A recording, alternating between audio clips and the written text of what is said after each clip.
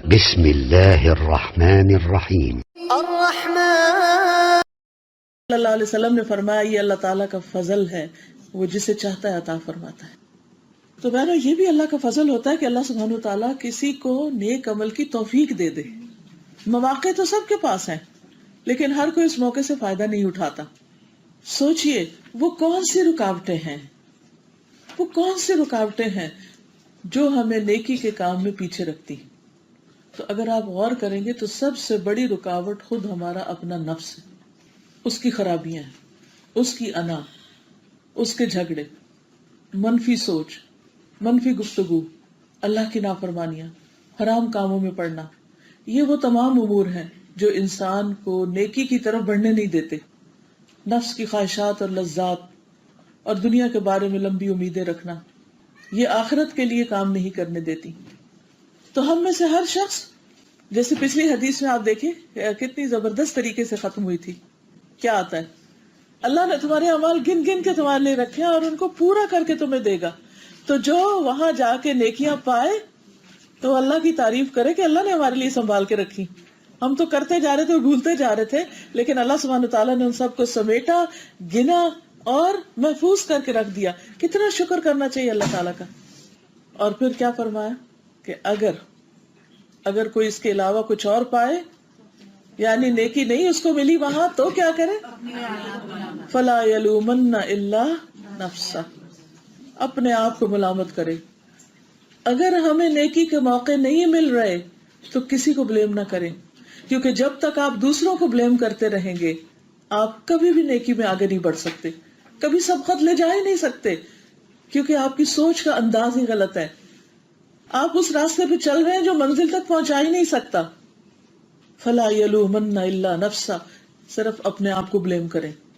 حالات کا رونا نہ روئیں، لوگوں کی شکایتیں مت کریں، یہ دیکھیں کہ آپ میں کیا کمزوری ہے، آپ میں کیا کوتاہی ہے، آپ کیوں نہیں اس مقام تک پہنچ پا رہے جس میں دوسرے آگے نکلتے جا رہے ہیں۔ اپنی غلطیوں پر روئیں، توبہ استغفار کریں اور اللہ سبحانہ تعالیٰ سے نیکی کے مواقع اور فضل مانگیں۔ اور اگر اللہ تعالیٰ نے معاف کر دیا تو پھر کچھ دور نہیں۔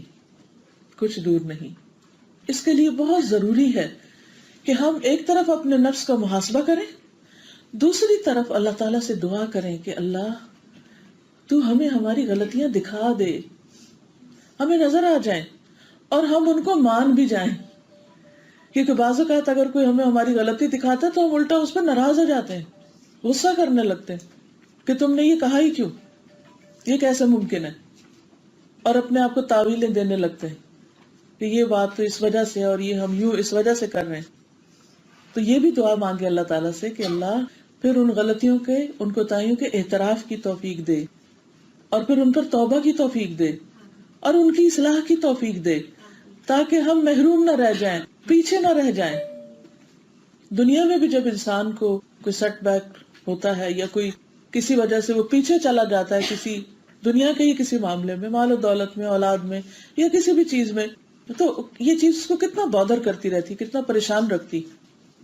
لیکن یہ تو چند دن کی بات ہے نا، آپ نے دیکھا ہوگا کبھی ہم ایک مسئلے میں پریشان ہوتے ہیں، پھر وہ حل ہو جاتا ہے تو دوسرے میں ہونے لگتے ہیں، تو تیسرے میں۔ دنیا کا سلسلہ اور نظام تو ایسا چلتا ہی رہے گا، لیکن اصل چیز ہے آخرت۔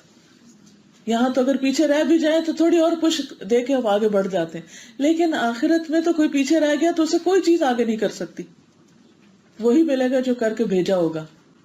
تو اس لیے ہمیشہ نیکیوں کے لیے حریص رہنا چاہیے، جیسے صحابہ کرام نیکیوں کے لیے حریص تھے، شوق رکھتے تھے۔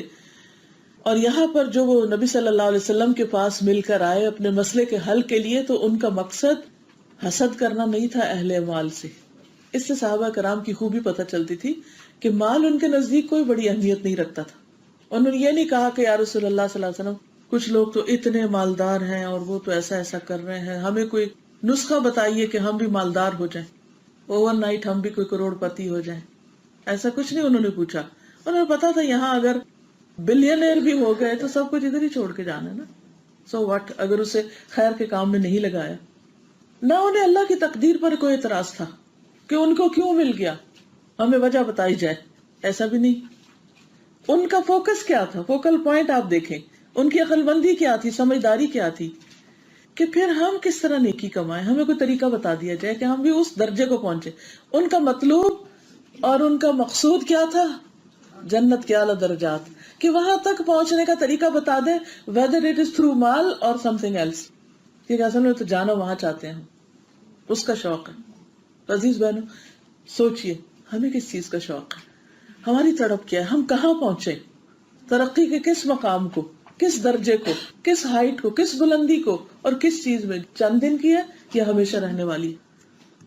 تو مالداروں سے آگے نکلنے کا شوق سب کو ہونا چاہیے، لیکن صرف مال میں نہیں، اور چیزوں میں. یعنی عام طور پر کوئی اگر مالدار سے آگے نکلنا چاہتا تو مال میں ہی نکلنا چاہتا ہے، لیکن یہاں ان کا شوق کیا تھا کہ ہمیں کوئی نیکی بتائی جائے کہ جس کی وجہ سے ہم ان سے بھی آگے نکل جائیں. نیکیوں میں آگے نکلنے کا حکم ہمیں دیا گیا ہے قرآن مجید میں. آپ دیکھیے سورۃ البقرہ آیت نمبر 148 میں اللہ سبحانہ وتعالیٰ فرماتے ہیں فاستبقوا الخیرات، فاستبقوا الخیرات، نیکیوں میں ایک دوسرے سے آگے بڑھو، یہ اللہ کا حکم ہے. اینما تکونوا یأتی بکم اللہ جمیعا، جہاں بھی تم ہوگے اللہ تم سب کو لے آئے گا. ان اللہ علی کل شیء قدیر، بے شک اللہ تعالیٰ ہر چیز پر پوری طرح قادر ہے. لشیء قدیر، ہر شخص کا کوئی نہ کوئی سینٹر آف لائف ہوتا ہے جس کے لیے وہ دوڑتا ہے، اور جو اس کی زندگی کا مرکزی نقطہ اس کو مسلسل حرکت کرنے پہ مجبور کرتا ہے. جیسے ستارے سیارے ایک سینٹر کے گرد گھومتے ہیں، ایون ایک چھوٹا سا سیل جو ہے اس کے اندر بھی ایک نیوکلس ہوتا ہے، مرکزی نقطہ ہوتا ہے. تو ہر شخص کی زندگی میں بھی ایک مرکزی نقطہ ہوتا ہے جس کے گرد اس کی ساری ایفرٹس گھومتی ہیں. تو ہم سب کو بھی سوچنا چاہیے کہ وہ کیا ہے جس کے لیے ہم دوڑ رہے ہیں. کیا واقعی وہ فاستبقوا الخیرات ہے؟ کیونکہ ہم کہیں بھی دوڑ رہے ہوں گے، اینما تکونوا یأتی بکم اللہ جمیعا، اللہ تم سب کو سمیٹ لے گا، اکٹھا کر لے گا، واپسی اس کی طرف ہے. تو اس لیے سوچو. سورۃ الحدید کی آیت نمبر 21 میں اللہ تعالیٰ فرماتے ہیں سابقوا الی مغفرۃ من ربکم وجنۃ عرضها كعرض السماء والارض اعدت للذین آمنوا باللہ ورسلہ ذلك فضل اللہ یؤتیہ من یشاء واللہ ذو الفضل العظیم. اپنے رب کی بخشش اور اس کی جنت کی طرف ایک دوسرے سے آگے بڑھو. تو دوڑنے کا مقام کیا ہونا چاہیے، کیا فوکل پوائنٹ ہونا چاہیے؟ بخشش اور جنت، جس کی چوڑائی آسمانوں اور زمین کی چوڑائی کی طرح ہے. وہ ان لوگوں کے لیے تیار کی گئی ہے جو اللہ اور اس کے رسولوں پر ایمان لائے. یہ اللہ کا فضل ہے، وہ اسی کو دیتا ہے جسے وہ چاہتا ہے، اور اللہ بہت بڑے فضل والا ہے. یعنی اللہ سبحانہ وتعالیٰ کے پاس تو سب کچھ ہے، لیکن اصل بات یہ کہ ہم کیا چاہتے ہیں، ہم کیا مانگتے ہیں. اگر ہماری طلب ہوگی نیکیوں میں بڑھنے، جسمانی طاقت ہو یا جوانی ہو یا زندگی ہو، یہ وقت ہو، انرجی ہو، ذہنی طاقت ہو، ذہانت ہو، کوئی بھی جو بلیسنگ ہے ہم پر اللہ سبحانہ وتعالیٰ کی، وہ صرف ایک سرٹن پیریڈ آف ٹائم کے لیے، اور اس کے بعد وہ آہستہ آہستہ آہستہ یا ایک دم واپس لے لی جاتی. اس لیے پھر اپنا جائزہ لیجئے، اس وقت آپ کے پاس کیا ہے جس کو آپ میکسیمم اللہ سبحانہ وتعالیٰ کے راستے میں لگا سکتے ہیں، بخشش اور جنت کے حصول میں لگا سکتے ہیں. کون سی وہ نعمت ہے جو ابھی تک آپ کے پاس باقی، وہ کون سے وسائل ہیں، وہ کون سے ذرائع ہیں. اور اگر آپ اس کے لیے کوشش کریں گے تو اللہ سبحانہ وتعالیٰ بھی اپنا فضل آپ پر کرے گا اور وہ آپ کو مواقع دے گا. لیکن اگر انسان خود نہ چاہے تو اللہ تعالیٰ زبردستی کسی کو بھی نہیں دیتا. لیکن جیسا آپ جانتے ہیں کہ دوڑ لگانے کے لیے، اوپر چڑھنے کے لیے ہمیشہ ایفرٹ لگانی پڑتی ہے، چاہے گاڑی دوڑانی، چاہے آپ نے پہاڑ ماؤنٹین کلائمبنگ کرنی، چاہے آپ نے فزیکلی دوڑنا ہو یا ذہنی دوڑ ہو یا پیسے کے ساتھ نیکی کے کاموں میں دوڑنا ہو، کچھ بھی کرنا ہو یا علم کے راستے میں دوڑنا ہو، ہر چیز کے لیے آپ کو محنت کرنی پڑے گی.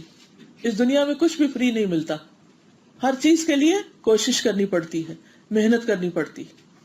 تو ہمیں سوچنا یہ چاہیے کہ ہم دوڑنے کے لیے کتنا تیار ہیں، اس مشقت کے لیے کتنا تیار ہیں، کتنی محنت کرتے ہیں، کیا قربان کرنا چاہتے ہیں.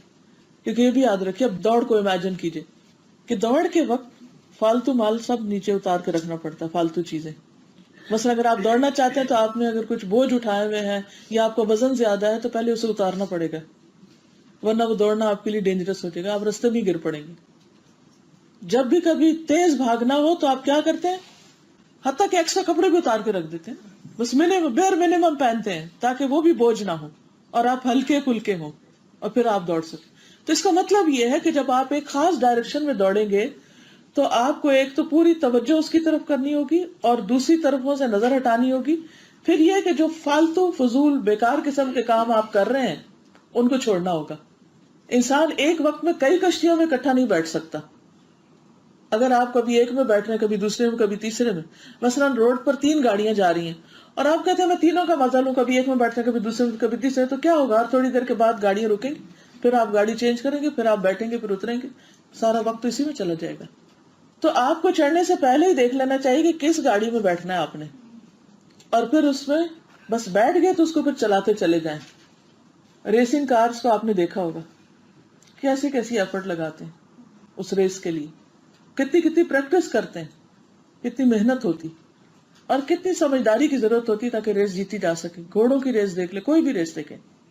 تو اگر ہم اس ریس میں شامل ہونا چاہتے ہیں مغفرت اور جنت کی، تو پھر ہمیں دیکھنا چاہیے کہ کون سی چیزیں رکاوٹ ہیں، کون سی چیزیں چھوڑنی ہوگی اور میں چھوڑ سکتی ہوں، اور کن چیزوں کو مجھے پرائرٹائز کر کے ان کے اوپر فوکس کرنا ہے تاکہ میں منزل تک پہنچ سکوں، which is very very important.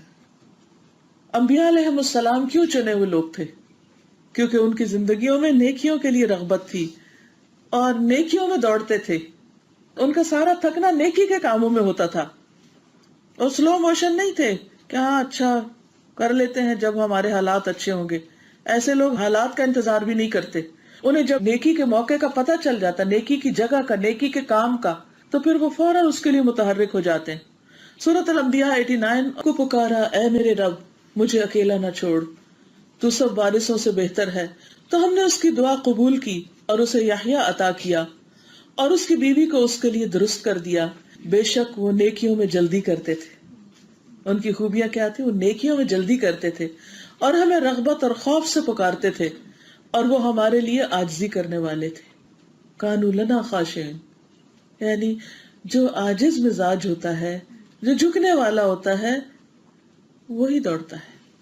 دوڑنے سے پہلے آپ نے کبھی پوزیشن دیکھی دوڑنے والوں کی؟ کیسے کھڑے ہوتے ہیں؟ ایسے تھوڑی کھڑے ہوتے اکڑ کے، الرٹ، پوری طرح فوکسڈ، اور کان لگا کے کہ ادھر سے سیٹی بجے تو ادھر دوڑ پڑے، ادھر ادھر نہیں دیکھ رہے ہوتے. لیکن یہ خوبی صرف انبیاء کے ساتھ نہیں تھی. نبی صلی اللہ علیہ وسلم نے فرمایا میری امت کے ہر دور میں سابقون ہوں گے، فالسابقون السابقون اولئک المقربون، اور یہی دوڑتے دوڑتے دراصل اللہ کا قرب حاصل کر لیں گے، جس سے آگے کوئی خوشی ہے ہی نہیں، کوئی سکون اور اطمینان ہے ہی نہیں، اور اس سے بڑی کوئی خوش قسمتی بھی نہیں. تو اس لیے ہمت نہ ہاریے کہ او نو وہ تو پہلے دور کے لوگ تھے اور ان کے پاس تو بڑا ماحول تھا اور بہت مواقع تھے اور ہم کچھ نہیں کر سکتے. نہیں، ایک تو یہ منفی سوچ نکالی کہ ہم کچھ کر نہیں سکتے. سب کچھ کر سکتے ہیں، بس یہ کہ اس کی قیمت دینے والے بنے. سب کچھ ہو سکتا ہے لیکن اس کے لیے جو مطلوبہ ایفرٹ ہے وہ ہم لگائیں. بہت سے لوگ بلند منزلوں اور بڑے درجوں کا شوق رکھتے ہیں دنیاوی اعتبار سے بھی، لیکن اگر وہ اپنی بات میں سچے ہوتے ہیں تو پھر اس کے بعد کیا کرتے ہیں؟ لگ جاتے ہیں نا. کوئی اگر یہ کہے کہ میں دنیا کا نمبر 1 میڈیکل اسپیشلسٹ بن جاؤں جیسے کڈنیز میں، تو کیا کرے گا؟ وہ صرف ڈریم دیکھے گا، سویا رہے گا کیونکہ اور ڈریم دیکھوں؟ نہیں، پھر وہ ہر طریقہ اختیار کرے گا جس سے وہ اپنی منزل تک پہنچ سکے. تو ویژنریز ایسے ہی ہوتے ہیں نا کہ جو اپنے لیے گول سیٹ کرتے ہیں اور پھر اس کے لیے اتنی محنت کرتے ہیں، اس مقام تک پہنچنے کی قیمت دیتے ہیں. قیمت سے مراد صرف پیسے نہیں ہوتے، قیمت سے مراد مطلوبہ ایفرٹ. آپ دیکھیں ہم میں سے ہر شخص جب حضرت ابوبکر کا حال پڑھتا ہے اور ان کا درجہ جانتا ہے، پھر حضرت عمر کا، پھر حضرت علی رضی اللہ تعالیٰ، حضرت عثمان، سارے صحابہ کا، صحابیات کا، تو ہم میں سے ہر ایک تمنا کرتا ہے کاش میں وہ ہوں، کاش میرا بچہ ایسا ہو، کاش ایسا ہو. لیکن انہوں نے جو قربانیاں کی، انہوں نے جو کوششیں کی، کیا ہم وہ کرنے کو تیار ہیں؟ جو کچھ انہوں نے اللہ کے راستے میں دیا، کیا ہم بھی دینے کو تیار ہیں؟ ادھر ہمارا دھیان ہی نہیں جاتا. ہم صرف تمنائیں اور آرزویں کرتے ہیں. تو کوئی کام صرف تمنائیں کرنے سے تو نہیں آتا. تو اکثر لوگوں کی تمنائیں بہت بڑی بڑی ہوتی ہیں لیکن اس کے لیے محنت نہیں کرتے, ادھر ادھر کی چیزوں میں